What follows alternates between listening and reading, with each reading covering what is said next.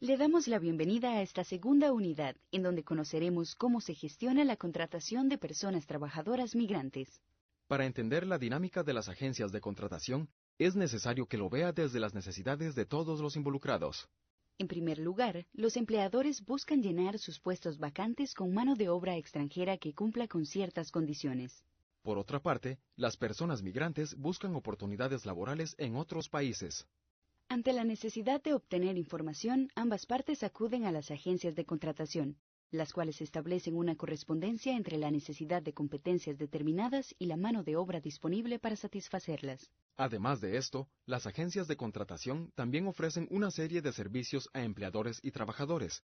Por ejemplo, Aplicar pruebas y seleccionar a los y las solicitantes. obtener visados, Obtener la documentación de viaje. garantizar la aprobación y obtención de autorizaciones, cuando sea el caso. En algunos casos, ofrecer capacitaciones previas a la salida. Sin embargo, el negocio de las agencias también se puede presentar para actividades fraudulentas que perjudiquen a las personas migrantes. Por ejemplo, el ofrecimiento de trabajos inexistentes a cambio de grandes sumas de dinero. Por esta razón, el Estado debe intervenir mediante la introducción de orden y disciplina en el proceso de contratación. La regulación de las agencias privadas combina la imposición de controles y sanciones con el uso de incentivos, a fin de garantizar el cumplimiento de la ley. Avance a la siguiente pantalla para conocer más sobre la gestión de los procesos de contratación para trabajadores y trabajadoras migrantes. Un papel muy importante durante el proceso de contratación es el establecimiento de contratos de trabajo y de normas mínimas de empleo. El adoptar estas medidas permite organizar la protección de las y los trabajadores migrantes antes de que salgan del país, garantizando que sus contratos les aseguren un salario justo y condiciones de trabajo decentes. Por supuesto, la implementación de estos estándares no es una tarea fácil, ya que es posible que los estados topen con obstáculos significativos durante este proceso. Sin embargo, en esta sección nos daremos a la tarea de conocerlos con más profundidad para comprender su importancia y sus posibilidades de implementación. Avance para dar inicio al tema. Existen algunas normas que deben estar presentes en toda relación laboral para garantizar el respeto a los derechos laborales de las personas migrantes. Estos son: Establecimiento claro de la duración del contrato. horarios laborales definidos, Respeto al salario mínimo. Pago de horas extra, aguinaldo y deducciones. definición de la forma de pago, Establecimiento de días de descanso y vacaciones. acceso a la protección social, seguros y atención médica, incluyendo deducciones por impuesto y protección social. Definición de medidas de compensación o indemnización en caso de accidentes de trabajo, invalidez y despido. Inmovilidad laboral, promoción y desarrollo de capacidades.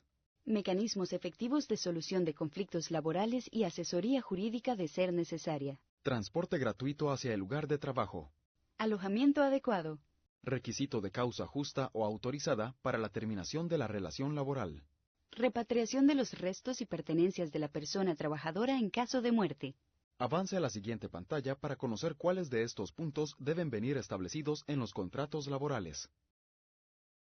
Para elaborar un contrato laboral que cumpla con las normas mínimas de empleo, deben considerarse los siguientes puntos.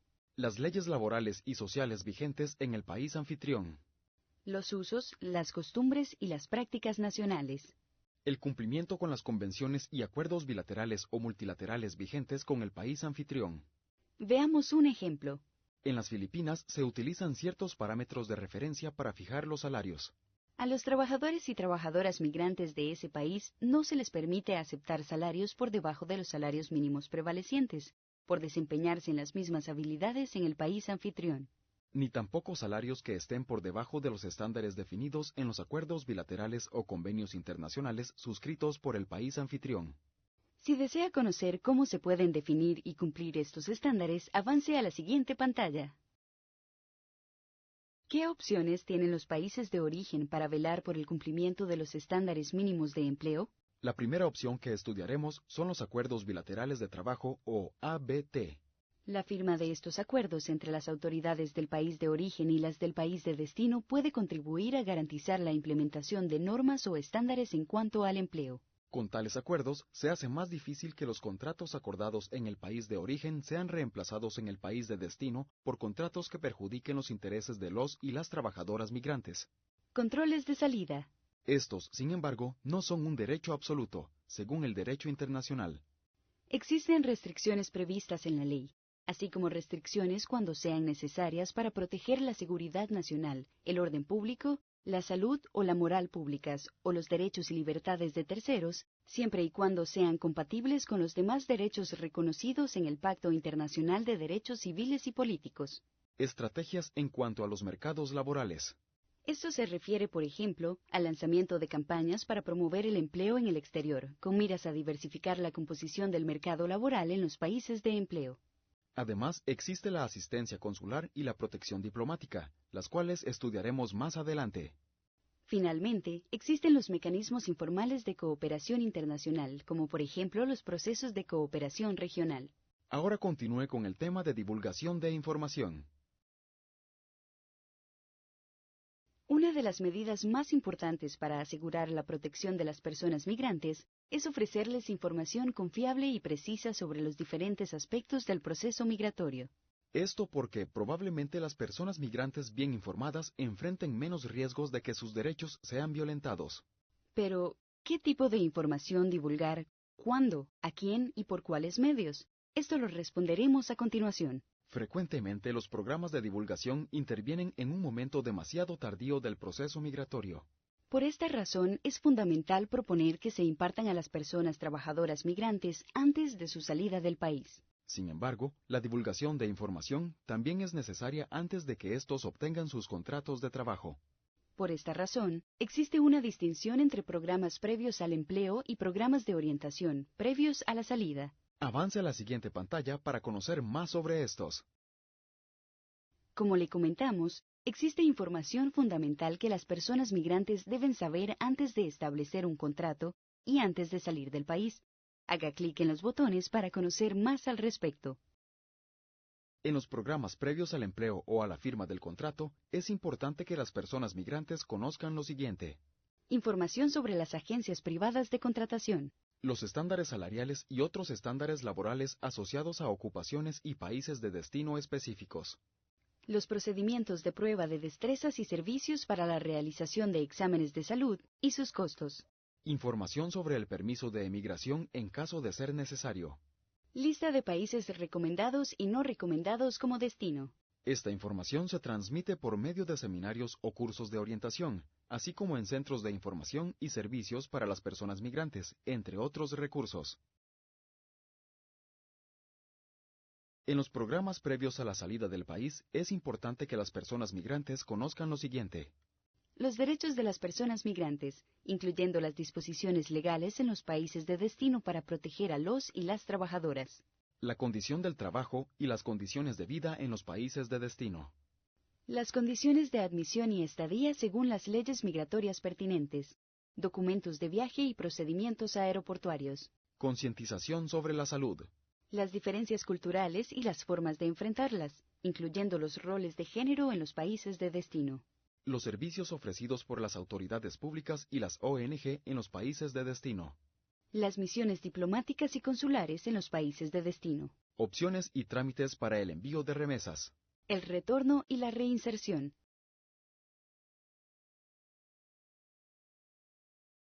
Hola de nuevo, le doy la bienvenida a esta nueva sección dedicada a las actividades de protección que pueden emprender los países de origen en los países de destino. Sí, así como lo escuchó, los países de origen todavía pueden hacer más para velar por la seguridad de las personas migrantes en el país de destino. Y en esta sección vamos a conocer cómo. En específico, estudiaremos las actividades de protección de las misiones consulares y diplomáticas del país de origen en los países de destino. La asistencia consular y la protección diplomática son instituciones antiguas del derecho internacional y pueden ser herramientas eficaces para lograr un mayor respeto por los derechos humanos de las y los trabajadores migrantes. Avance a la siguiente pantalla para que conozca mejor estas herramientas. ¿Qué es y qué caracteriza a la protección diplomática y a la asistencia consular? Vamos a descubrirlo. La protección diplomática consiste en la invocación por parte de un Estado mediante la acción diplomática o por otros medios de solución pacífica de la responsabilidad de otro Estado por el perjuicio causado por un hecho internacionalmente ilícito a una persona natural o jurídica que pertenece al primer Estado. Esta invocación se realiza para hacer efectiva la responsabilidad del Estado ofensor. Por otro lado, la asistencia consular se refiere a la acción de la representación consular o diplomática dirigida a las autoridades del país de destino con el objetivo de proteger los intereses y derechos de los nacionales del país de origen. ¿Qué diferencia una de la otra? La protección diplomática necesariamente supone una violación del derecho internacional, mientras que este no es necesariamente el caso de la asistencia consular. Las acciones de protección diplomática se llevan a cabo en el ámbito estrictamente internacional, tienen un carácter más formal y político y se emprenden cuando ya se han agotado todas las opciones legales en el ámbito local. En contraste, la asistencia consular actúa en el marco del sistema legal del país de destino y su interés no es el Estado, sino la protección de sus nacionales. La protección diplomática tiene en esencia un carácter de reparación, mientras que la asistencia consular está ante todo dirigida a evitar que el nacional sea objeto de un acto ilícito. Debido a su carácter solemne y las estrictas condiciones asociadas a su implementación, la protección diplomática es poco común en la práctica. La asistencia consular representa una forma de protección más práctica, en términos de sus procedimientos e implicaciones políticas. Además, ofrece una amplia gama de actividades de protección. Aunque en teoría es posible diferenciar la protección diplomática de la asistencia consular, en la práctica la distinción es más bien difusa. En las siguientes pantallas nos enfocaremos en la asistencia consular debido a su uso más generalizado.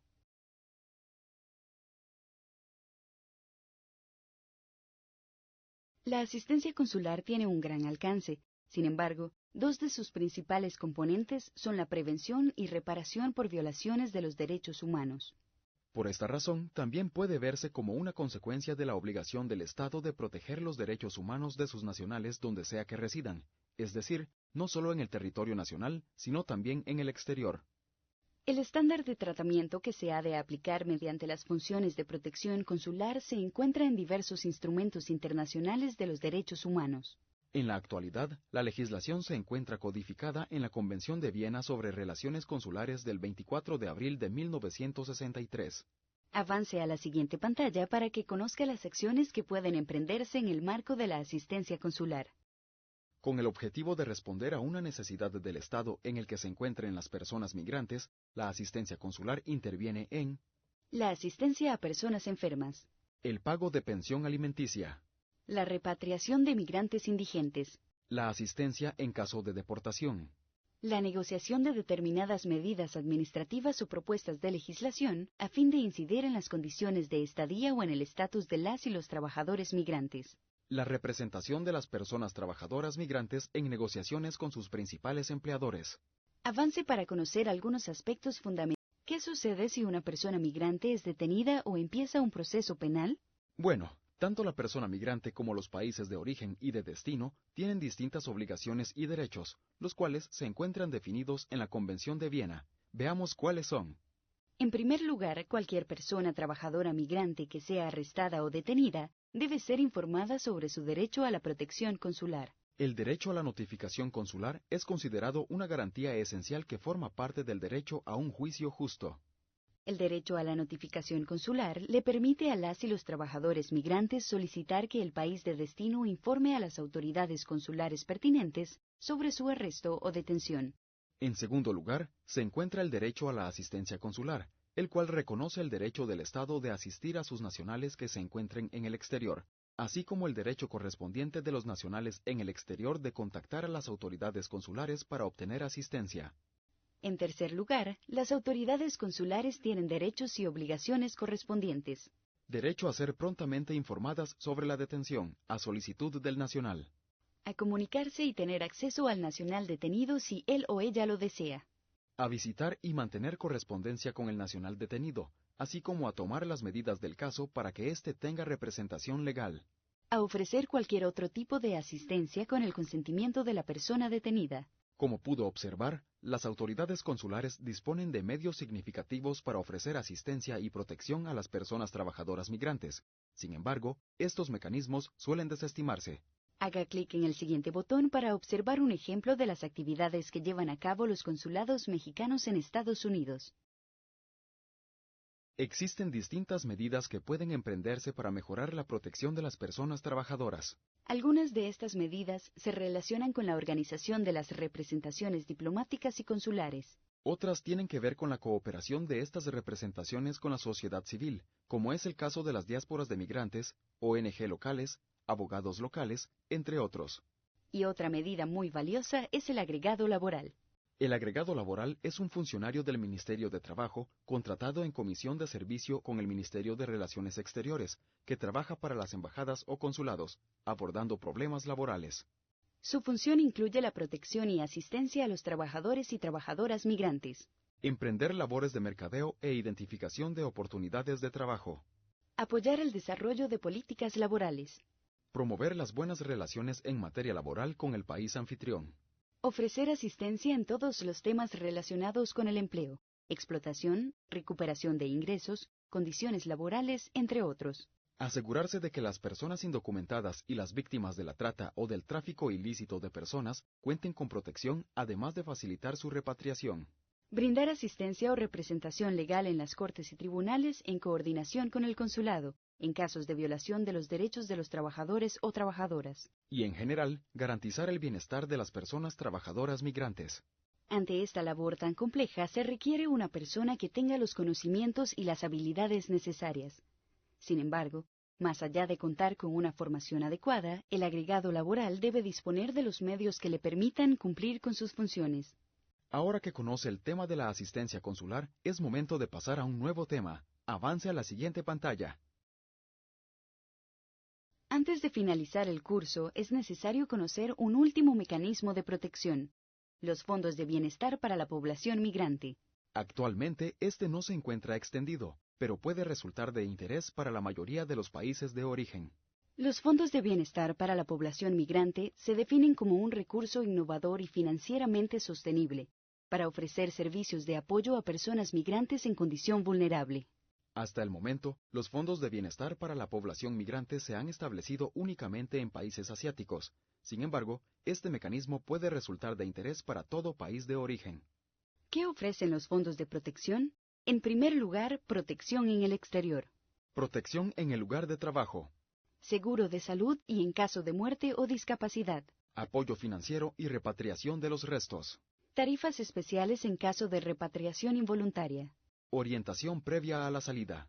Apoyo para obtener educación y capacitación. Crédito con diversos fines. Por ejemplo, financiamiento de la migración o vivienda para el establecimiento de pequeñas empresas, entre otros. Estos fondos son administrados por entidades públicas o semipúblicas. También involucran la participación de representantes de los trabajadores en el exterior y de la dependencia nacional a cargo de la migración laboral. Como mencionamos al inicio, se trata de un recurso financieramente sostenible. En principio, los fondos pueden ser financiados por los empleadores y/o por los trabajadores y trabajadoras migrantes. En la práctica, sin embargo, son financiados casi en su totalidad mediante los aportes de los y las trabajadoras migrantes. Ahora que conoció el último tema de este tutorial, avance a la siguiente pantalla para realizar una comprobación de aprendizaje sobre todo lo estudiado. Ayude a Alfredo, un trabajador. ¡Felicidades! Hemos llegado al final de este tutorial sobre la protección de las y los trabajadores migrantes. Para concluir de la mejor manera, haremos un repaso de las cosas estudiadas durante esta sesión. En primer lugar, comprendió que las autoridades de los países de destino son las responsables primordiales de prevenir y poner fin a las violaciones de los derechos de la mano de obra migrante. Además, conoció el papel de las agencias de contratación, las cuales establecen una correspondencia entre la necesidad de competencias determinadas y la mano de obra disponible para satisfacerlas. Sin embargo, el negocio de las agencias también se puede prestar para actividades fraudulentas, por lo que deben ser constantemente reguladas. También aprendió que una de las medidas más importantes para asegurar la protección de las personas migrantes es ofrecerles información confiable y precisa sobre los diferentes aspectos del proceso migratorio. Y conoció dos medidas importantes que puede establecer el país de origen para velar por la protección de las personas migrantes. Estas son: la protección diplomática, la cual consiste en la invocación por parte de un Estado, mediante la acción diplomática, de la responsabilidad de otro Estado por el perjuicio causado por un hecho internacionalmente ilícito a una persona natural o jurídica que pertenece al primer Estado. Y la asistencia consular, la cual se centra principalmente en prevenir y reparar las violaciones de los derechos humanos de los nacionales de un Estado, en donde quiera que éstos residan. Y finalmente conoció el papel del agregado laboral, el cual es un funcionario del Ministerio de Trabajo que trabaja para las embajadas o consulados abordando los problemas laborales. Así como los fondos de bienestar para la población migrante, los cuales ofrecen servicios de apoyo a personas migrantes en condición vulnerable. Ahora usted está mucho más informado sobre las medidas de protección para las personas trabajadoras migrantes. Siga adelante y conozca más sobre otros temas. ¡Hasta pronto!